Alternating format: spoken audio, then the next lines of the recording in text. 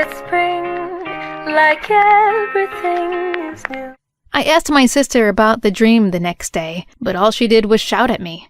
Shut up. You know I didn't have a bad dream. I didn't understand what she meant by that.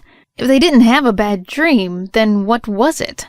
I wanted to ask my mom about it some other time, but that other time never came. One day, I came home from school to an empty house and an open door. No one was in here, and all of our stuff was fine, but where was everyone? Where did they go at a time like this, and why didn't they lock the door behind them? I called my sister, and my heart dropped when I heard the news. Mom is in the hospital. I went to see her, and she didn't look too good. The doctor told me that she had a sick heart, and she suffered from some sort of shock. It put her in a coma. I'm not sure what happened, but I felt sorry for her and wished that she would get better before I left. I took her hand in mine and squeezed it tight. I wanted her to know that even if it felt like she was alone, she wouldn't be so alone anymore. It was then that I saw Papa Lucas and my sister arrive in the room's doorway. They came because they heard that I made it over here and wanted me to take me home. When I asked them what had happened on the way back, they simply shrugged and told me that she was well and that she suddenly fainted. I asked her if we were coming back for her. They didn't respond to me. We went back to the house without my mom. The days that came after got kind of weird, especially around my sister and Papa Lucas. One night, I saw my sister walk into Papa Lucas's room. I wondered if she had another scary dream and followed her in secret. Unfortunately, it wasn't just a playful secret that I had heard slip through both of their mouths.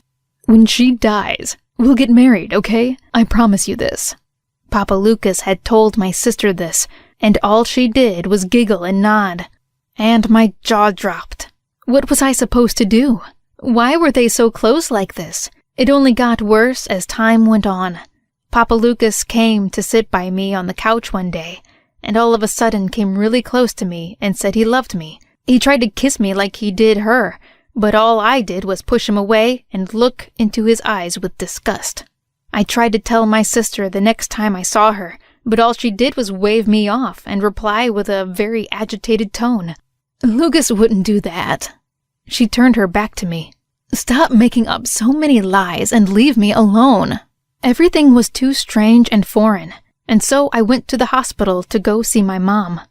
I wanted her to be there for me in times like these. I wanted to tell her everything that I had found out, and how I wanted something to be done about it. But when I arrived, my mother had died. They didn't let me in the room. I almost felt like crying. In the end, Papa Lucas was still up to his no-good tricks. He kept trying to kiss me and express his love, but I found it gross and awkward. I had no other choice but to call my aunt. She liked us a lot, and always wanted nothing but the best for us. Now that my aunt lives in this household, I can only hope that she'll catch Papa Lucas doing something when he isn't supposed to. I wonder what she'd say once she found out the truth about him, too.